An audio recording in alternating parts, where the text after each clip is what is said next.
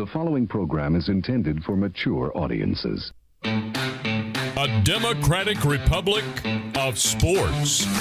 The Sportsocracy with ESPN Asheville hosts Tank Spencer and Jeremy Greene. Welcome into the Ingles studio and the Sportsocracy. I am Jeremy Greene of ESPN Radio and the Sportsocracy.com. And these are the Ingles studios. As always, we are brought to you by Ingles Supermarkets. Low prices, love the savings. Arizona's season did not quite end the way you would want it to, and Kyler Murray scrubbing his social media accounts. It's not great. I've been asked this question a lot. What does that mean? It means he's angling for an extension, and he's going to get it. I would say this is the offseason where you see all of those things come together. Kyler Murray's going to be here for the long term. I'm not overly worried about it's posturing. It's what people do. In the NFL these days, that's what you do. You scrub your Instagram account to make the team. That really tells them we mean business. Kyler Murray will be here. I'm not worried about that. What I am worried about is that there are a lot of players on this team that are free agents. There is a lot of potential churn in this roster. But this team starts at number 23 and with their first pick. Trent Mcduffie, the corner out of Washington. This is a kid that I wasn't as fond of until I started really breaking down the tape on him. About as natural of a corner as you'll ever see. I wish he was a little bit taller. He's 5'11", about $195, but he does everything well. Unbelievable athlete, 41.5-inch vertical, 4.45 speed, somewhere in the neighborhood of that. He's a phenomenal athlete. The thing that always caught me was Washington was a tough evaluation because they weren't nearly as good as I thought they would be, and that's with two, one day one and one day two corner in the lineup, a slew of NFL talented players. They just weren't coached well.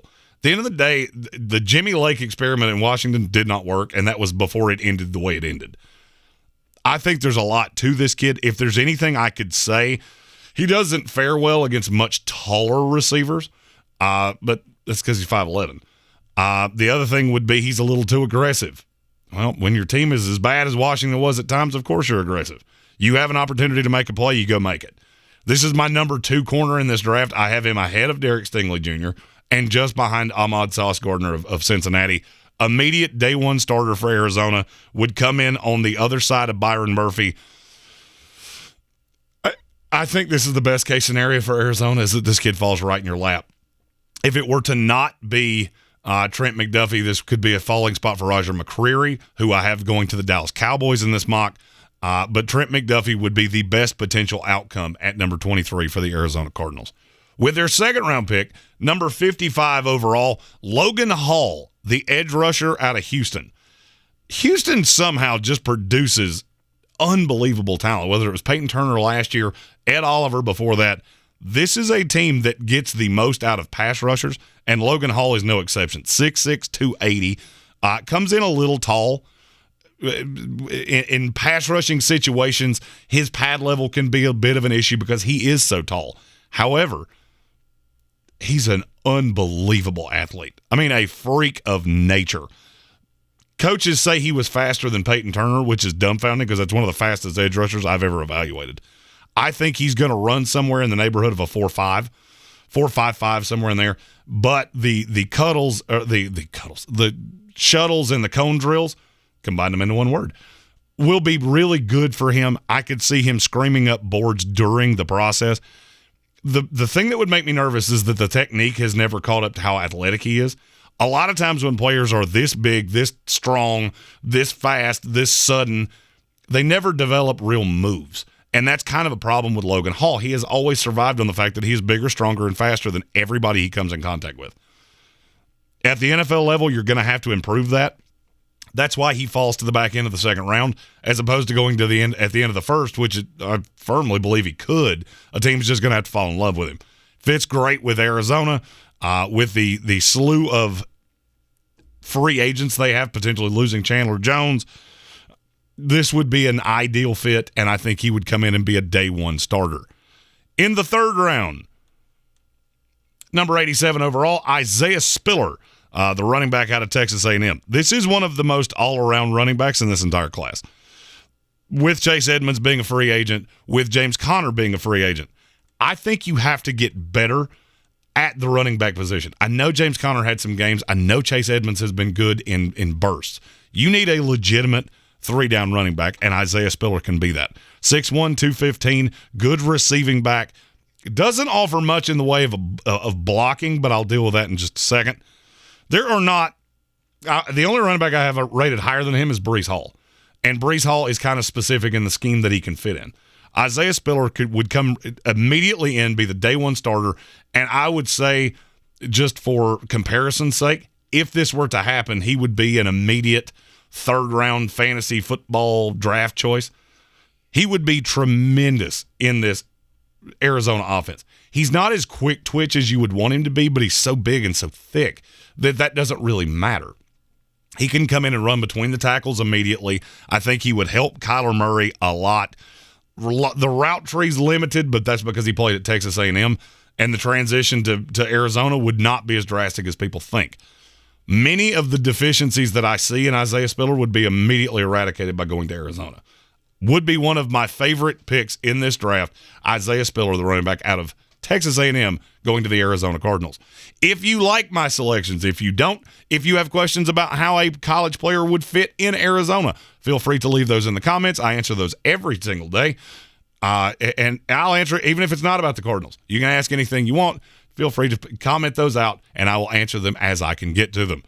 Bit of a drop-off draft capital-wise. After 87, they don't pick again for over 100 selections. And at 199, I have them taking Tyler Batty, another running back out of Missouri.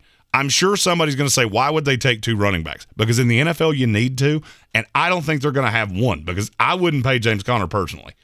With where Arizona sits, already over the cap, with so many players that are Chandler Jones, Zach Ertz, A.J. Greene, Max Williams, Connor, Christian Kirk, just a slew of free agents.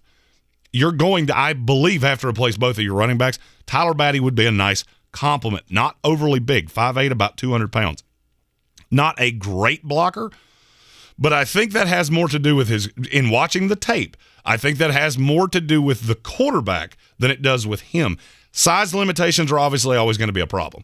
But in the Arizona offense, I think he can be an elite pass-catching running back immediately. Little bit of refinement on the technique, and he would be good enough blocking, and he's still a threat to run between the tackles. Some people will say he's going to go higher than this. I just don't believe that. I know he has gained some momentum in the process. At the end of the day, he's still a 5'8" running back that is going to be very scheme-specific, and it needs to be a scheme like what they run in Arizona for him to immediately be an impact player. Can best linebackers anytime he goes out in a pass route. If you leave linebackers on him, he will eviscerate you. He's not as straight line fast as you would like him to be. Somewhere mid 4.4s, high 4.4s, somewhere in there. At his size, that's a little problematic, and that's why he falls into the 6th round here at pick number 199. At pick 216, Lucas Kroll, tight end out of Pittsburgh. There's not a lot this kid does particularly well. He's got reasonably soft hands. Not a great blocker, has some body limitations. He's 6'6", 255, really lean, and comes in really high as a pass catcher. And especially as a blocker. There are going to be physical limitations here. Here's the thing. I can say the same thing about Zach Ertz. He came into Arizona, was fantastic. My hope is that they bring him back. Lucas Kroll would be an immediate replacement to Max Williams. Not as great of a blocker as you would like him to be, but I think the skill is there. This kid is one of the hardest working players in this draft. Never gives up on a play. Hyper competitive. You could see him coaching on the field a lot at Pittsburgh. Had a really good rapport with Kenny Pickett. Not crazy athletic, but at 6'6", 255, he doesn't really have to be crazy athletic. I think he fits nicely in a spread like this.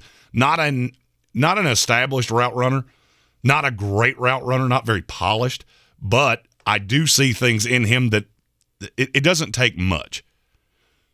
NFL strength and conditioning program would do this kid a whale of good, and I could see him being a very good value here in the 6th round. Be sure to click the subscribe button and the notification button so you'll know every time we go live, including 3 p.m. Eastern Standard Time every single weekday with our ESPN Radio live show. As always, brought to you by Ingles Supermarkets. 2 more picks left for the Arizona Cardinals. The first one, number 241 overall, Nick Ford, offensive guard from Utah. Utah has a ton of offensive linemen that are either draftable or priority free agents, which makes it kind of difficult to evaluate them because deficiencies are covered when you have that much talent on a program that's this small. Yes, the Pac-12 is small. By comparison to the SEC, they don't even really play football. Nick Ford, I think, could come in and be an immediate starter at guard if you needed him to be. That's not where he would fit best. 6'5", 315, good run blocker, needs to work on his feet. The problem with him is it looks at times like his hand and his feet are controlled by 2 completely separate brains. That is problematic, but that's a technique thing. Very, very strong, a very good athlete. It's kind of shocking when you see the kid because he doesn't have the body frame necessarily that you would think to be a hyper athlete, but he's very, very athletic, fits into a spread quite nicely, can be a pulling guard right away, and I think would help Arizona in the run game immediately. One final pick for them, the last pick in the draft, number 256, Eric Ezukanma out of Texas Tech. This kid he's so raw. So unbelievably raw, but he comes out of a system that's very similar to this. 6'3", 220, not insanely straight line fast, not insanely shifty, could struggle to separate at the next level. One of the ways that you mitigate that, just get the ball in his hands. He is a markedly better player with the ball in his hands than he is as a route runner. My biggest drawback is I don't know that he can get open in the NFL.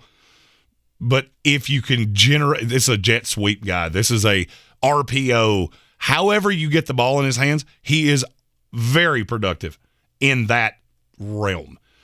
Problem, he comes off the snap very high. Never really been taught a true NFL route tree, but I think he could slide into Arizona, do what they ask of receivers. And I'll be honest with you, he can be almost a de facto tight end because he's so big. Good hands, a lot to like about this kid. Would certainly be a project, but with the last pick in the NFL draft, what more could you possibly expect? As always, we're brought to you by Ingles Supermarkets. Low prices, love the savings. Be sure to click the subscribe button, notifications, all those good things, so you'll know every time we go live, including 3 p.m. Eastern Standard Time every weekday with our ESPN Radio live show in Asheville, North Carolina. If you have questions, concerns, you like the picks, you didn't like the picks, or there's a player you would just like to know how I think they fit with the Arizona Cardinals, be sure to put those in the comments. I answer them every day. I am Jeremy Greene of ESPN Radio. You can find me on Twitter at TheFlowStradamus.